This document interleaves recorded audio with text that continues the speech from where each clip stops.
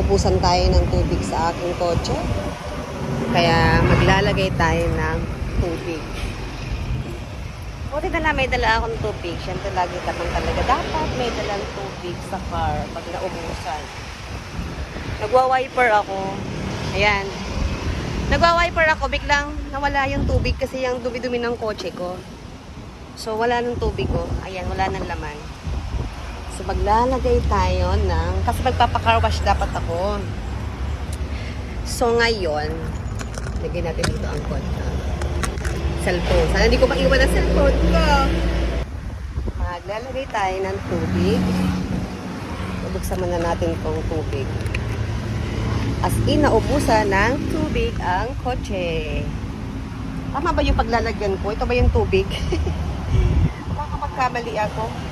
Kasi nagpapalagay talaga ako ng tubig sa kasi papagawa ako ng kotse. Pinapasabay ko na itong ang tagal ko rin palang hindi nakapagpalagay ng tubig.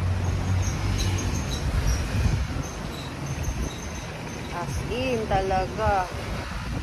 Pupunuin natin to.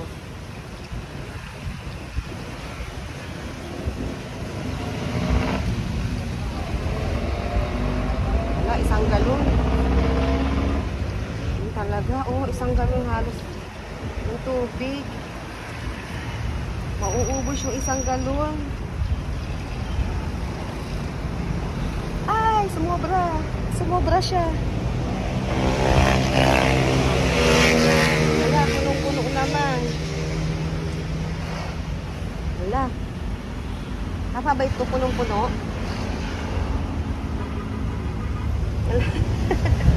Hindi ko alam to. Napuno masyado.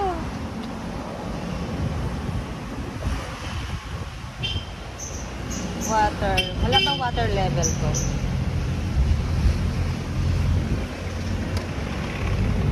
Yan.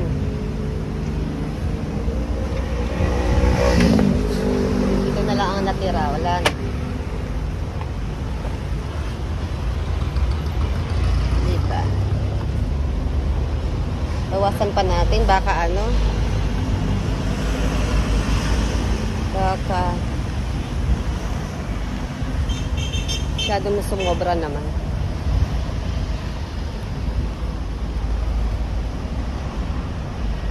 Ililinis ko na lang sa wiper. Yung sobra. Baka sumobra. Baka may water level to. Hindi ko kasi alam. So, balik natin to sa likod. Aray ko.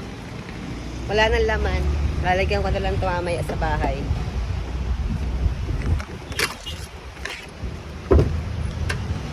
So, yan. Ang hirap talaga pagka walang solo mo lahat. Driver ang take ng inyong kadaoga.